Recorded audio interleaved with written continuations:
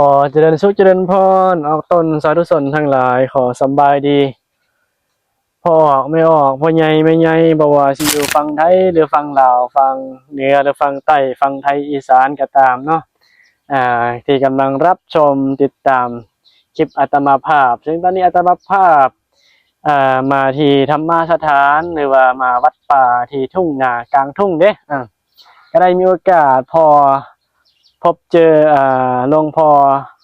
มหาบ่ธรรมดาได้เพิ่น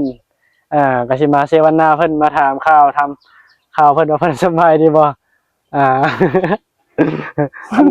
บ่ได้อันนี่มาน้องเนี่ยเพิ่นว่ามาหาอันแนะนำตัวได้ครับเบิดดินมานี่มันบ่ได้เด้นี่ได้อยู่ได้บ่เป็นหยังบ่เป็นหยังมันบ่เป็นหยังได้หั่นน่ะอาตมาพระมหาชุมพงศ์ประภัสโร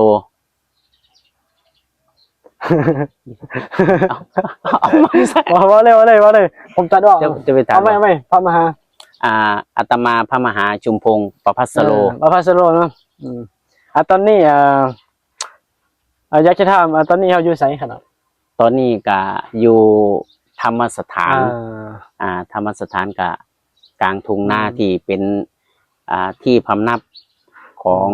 นิสิตทางประเทศลาวที่มาศึกษาอยู่ที่มจร.วิทยาเขตขอนแก่นคุณโยมก็โอ้อากาศดีเด้ญาติโยมทั้งหลายเดี๋ยวสิถ่ายคลิปเดี๋ยวสิพาไปเบิ่งเนาะพาไปเบิ่งภาพบรรยากาศโอ้มันจังได๋ล่ะมันมีต้นกล้วยต้นอ้อยโอ้มีมันเป็นคล้ายๆคือ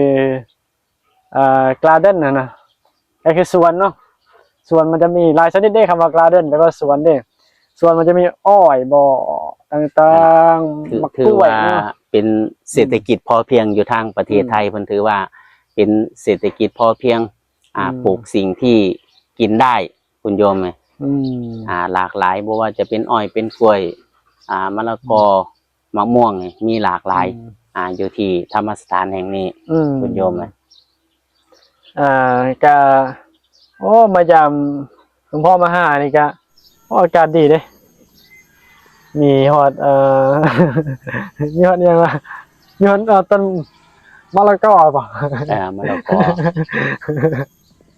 ออากาศดีแห่งพากันเสวนากันเนาะเสวนากันจังได๋ช่วงนี้น่ะการเรียนการนั่นน่ะการเรียนก็ถือว่าเข้าที่เข้าทางคุณโยมเพราะว่าอาตมาเรียนเสาร์อาทิตย์จันทร์ถึงศุกร์ก็อยู่ประจำธรรมสถานนี่แหละซึ่งอันหลวงพ่อเพิ่นก็คือเดี๋ยวสิขอเว้าสู่ฟังจังหน่อยนะหลวงพ่อบ่ธรรมดาเด้เพิ่นเรียนปริญญาเพิ่นเด้ปริญญาโทปี1ของเทอม2แล้ว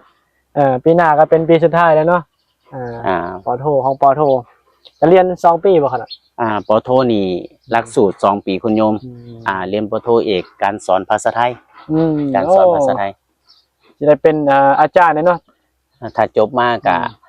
พอดีเรียนจบตรีภาษาไทยโทก็เลยต้องเรียนภาษาไทยมันเป็น